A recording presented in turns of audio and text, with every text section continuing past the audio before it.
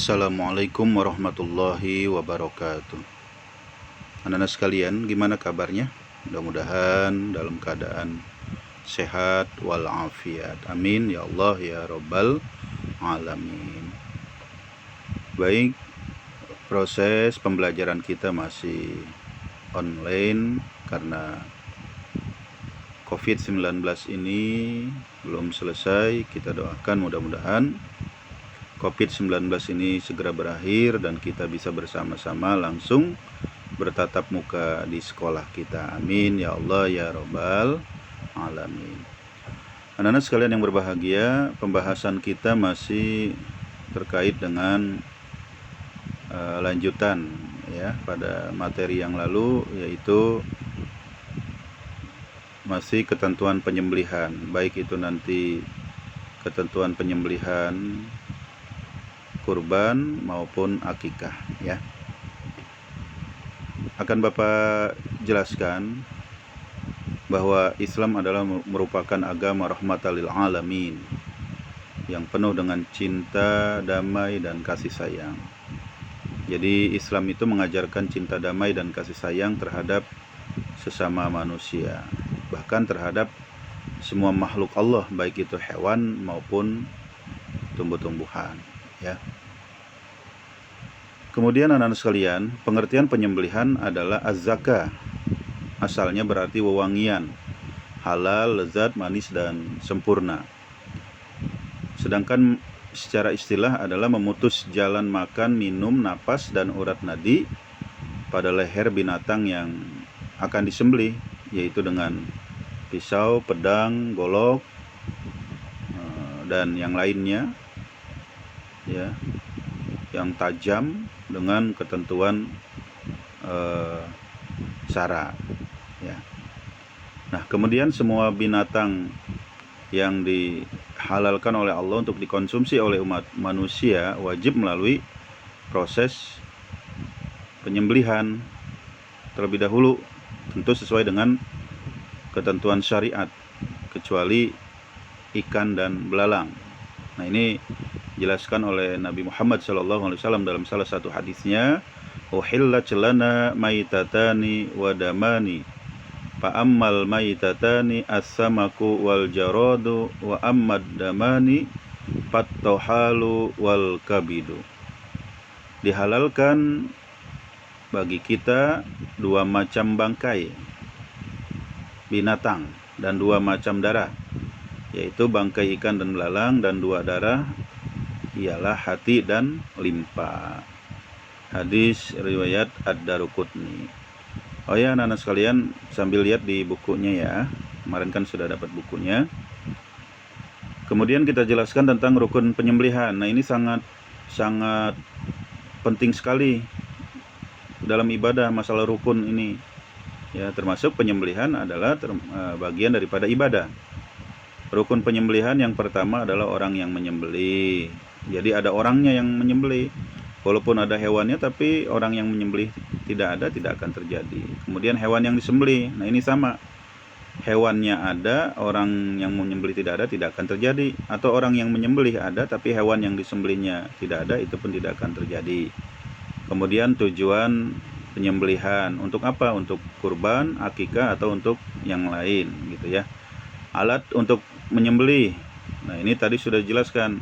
Golok, pisau, alat-alat yang tajam ya, tidak boleh tumpul karena itu nanti akan menyiksa dari hewan itu sendiri ya. Sekarang kita beralih untuk syarat-syarat penyembelihan. Yang pertama adalah orang yang menyembelih. Jadi orangnya nih, misalnya si A, dia ini akan menyembelih, maka supaya sah penyembelihannya itu syaratnya adalah satu, Islam ya. Terus yang kedua adalah berakal sehat ya. Yang kedua adalah berakal sehat. Kemudian yang ketiga mumayyiz. Mumayyiz ini adalah orang yang sudah mampu membedakan antara perkara yang baik dan yang buruk gitu ya. Nah, kemudian binatang yang disembelih ya. Binatang yang hendak disembelih sebagai berikut syaratnya. Binatang yang akan disembelih itu masih dalam keadaan hidup. Binatang yang mati bukan karena disembelih berarti sudah bangkai. Kemudian binatang yang akan disembelih adalah binatang yang halal, baik dari segi zatnya maupun cara memperolehnya. Paham ya nak ya? Tuh, sekali lagi Bapak sampaikan, Bapak jelaskan. Binatang yang disembelih ya. Yang pertama adalah binatang yang akan disembelih masih dalam keadaan hidup. Binatang yang mati bukan karena disembelih berarti sudah menjadi bangkai.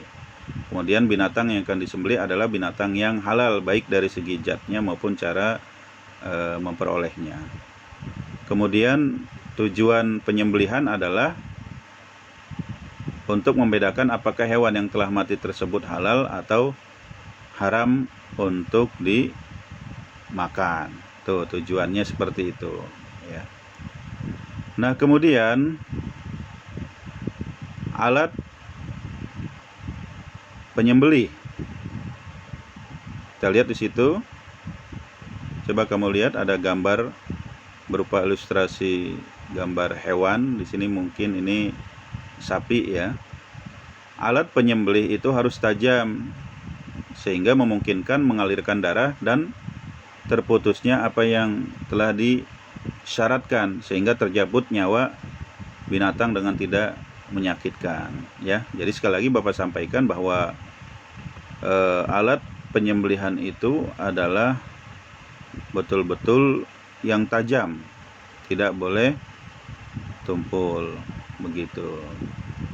Karena kalau tumpul nanti akan menyakiti dan melukainya dengan tidak sempurna.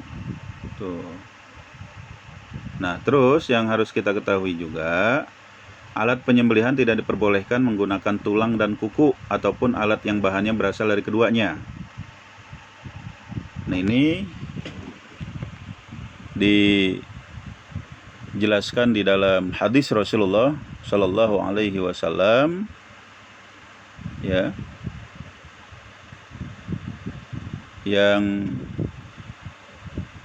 menguatkan tentang pelarangan itu ya, yaitu adalah hadis dari Rafi bin Khadij. Ma anharad damma wa jukirasmullahi alaih fakuluhu laisa sinna wa zupura sa'uhadditukum anjalika amma sinu fa'ajmu wa amma zupuru pamudal habasyati.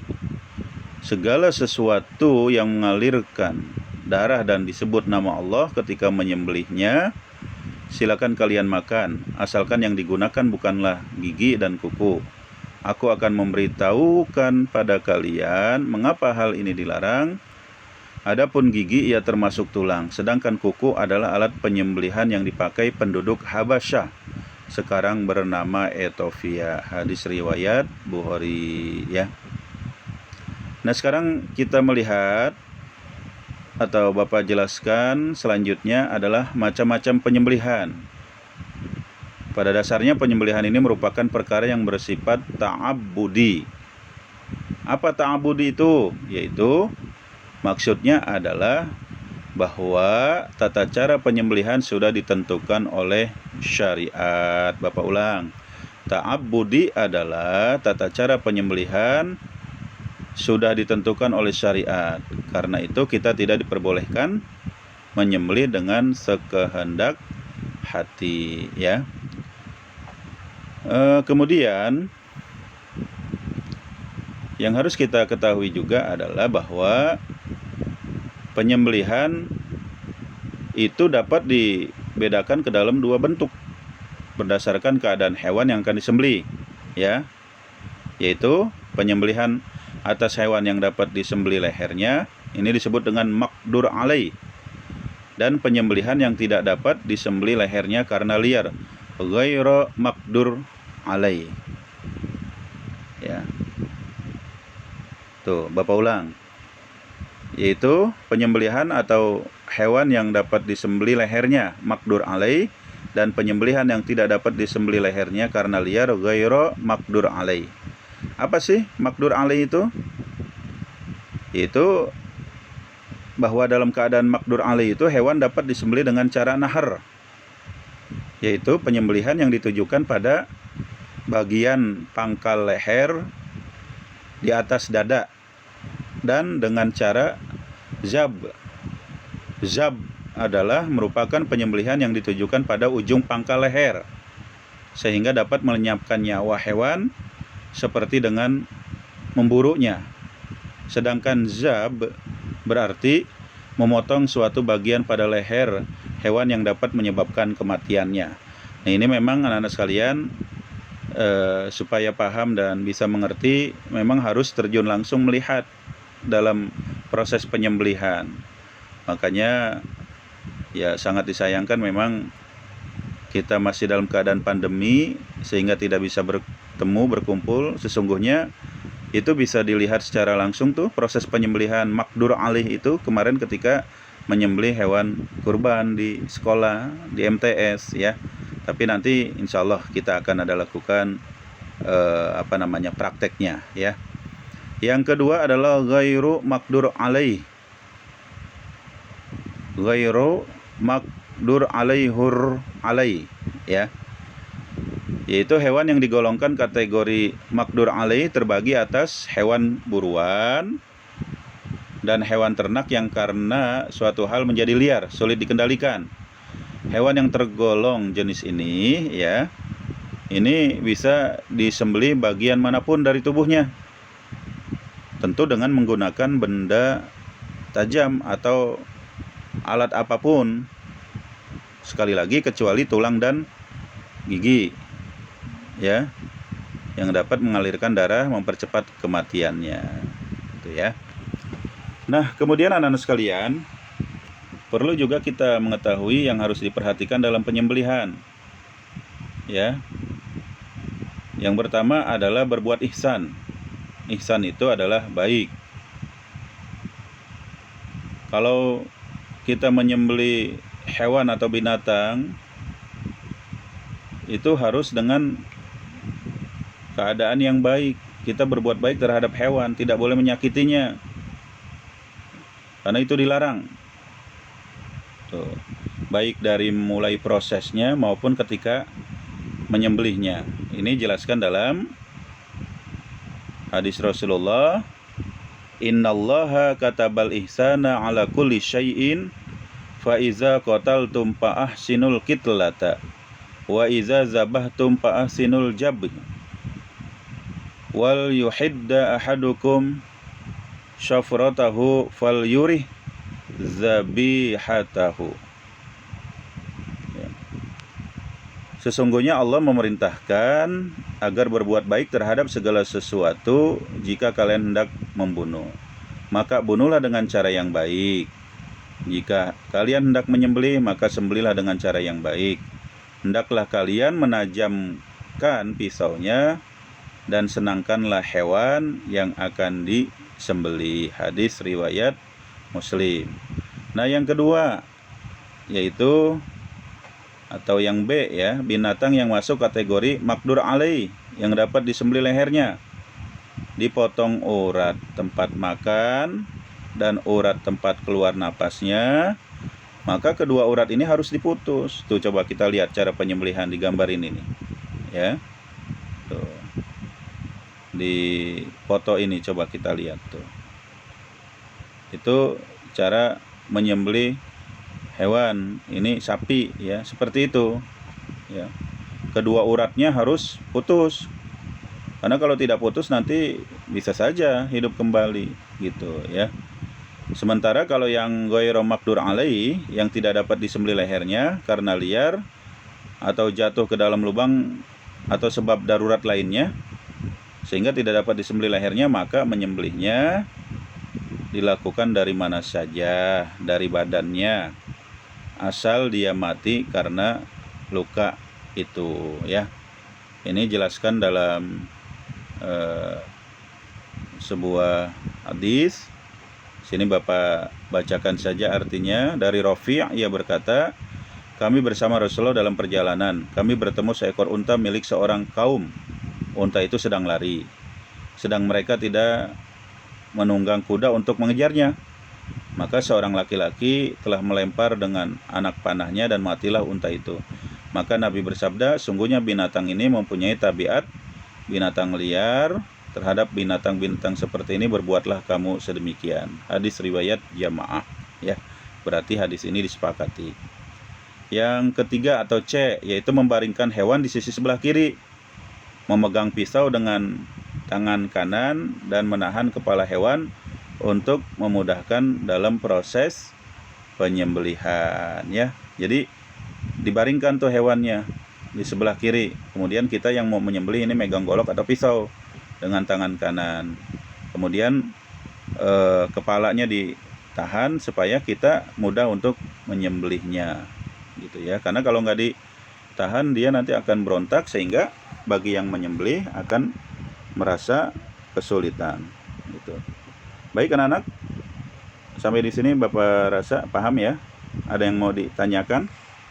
Kalau memang nanti ada yang mau ditanyakan, silakan kamu tulis di WA, nanti sampaikan ke Bapak apa yang kamu tanyakan, gitu ya. Oke. Kita lihat sekarang kewajiban dalam menyembelih, ya nak. Kewajiban dalam menyembelih. Nah, bagian yang wajib disembelih pada binatang adalah leher bagian atas, halq, dan leher bagian bawah, labbah. Dalam proses penyembelihan diharuskan untuk apa yang pertama harus dilakukan? Yang pertama adalah memotong hulkum, jalan keluarnya napas. Yang kedua, memotong al-mar'i, ya, yaitu jalur makanan dan minuman dari leher hingga lambung. Kemudian memotong al-wajdain, dua otot yang berada di lipatan leher. Dua otot yang berada di lipatan leher. Nah, untuk hulkum dan ammar'i, ya, dipotong sekaligus dan tidak boleh dengan dua kali pemotongan. Bapak ulangi, untuk hulkum dan al-mar'i harus dipotong sekaligus dan tidak boleh dengan dua kali pemotongan, ataupun jangan sampai masih tersisa dari al-hukum dan al-mar'i.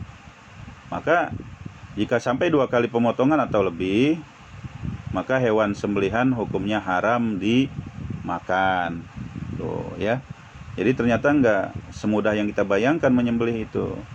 Maka jika hulkum dan al-mar'i sudah terpotong, itu sudah dianggap cukup dalam penyembelihan walaupun al-wajdain tidak terpotong. Kemudian hendaknya binatang itu disembelih pada pangkal leher. Leher bagian bawah. Kemudian memotong bagian tenggorokan, jalan pernapasan, dan kerongkongan jalan makanan, ya. Kemudian yang C-nya memotong dua urat nadi binatang itu, kanan dan kiri, ya. Pada pertemuan yang lalu sudah Bapak sampaikan bahwa hewan itu harus terpotong urat nadinya samping kiri dan kanannya, jangan cuma bagian tengahnya saja, karena bagian tengah itu hanya sebagai tempat berjalannya makan dan minuman, sebagai saluran pernapasan, gitu ya. Nah, baik anak-anak sekalian, mungkin sampai di sini dulu penjelasan masalah tentang penyembelihan ini. Sekali lagi nanti kalau ada yang mau bertanya, silakan ditulis pertanyaannya, kirim ke WA Bapak. Insya Allah nanti akan Bapak jawab, dan jawaban itu nanti akan Bapak suruh kepada ketua kelas untuk men-share-nya di grup, sehingga semuanya bisa mengetahui jawaban dari pertanyaan temanmu, ya. Oke, mudah-mudahan ada manfaatnya, dan Allah senantiasa selalu memberikan kesehatan kepada kita semuanya, sehingga bisa melaksanakan pembelajaran ini walaupun dari rumah, ya, dengan sebaik-baiknya dalam keadaan sehat walafiat. Amin ya Allah ya Rabbal alamin. Kurang lebihnya mohon maaf. Mari kita akhiri bersama dengan sama-sama membaca hamdalah. Alhamdulillahi rabbil alamin. Selamat bertemu dan berjumpa kembali pada pertemuan berikutnya, ya. Wassalamualaikum warahmatullahi wabarakatuh.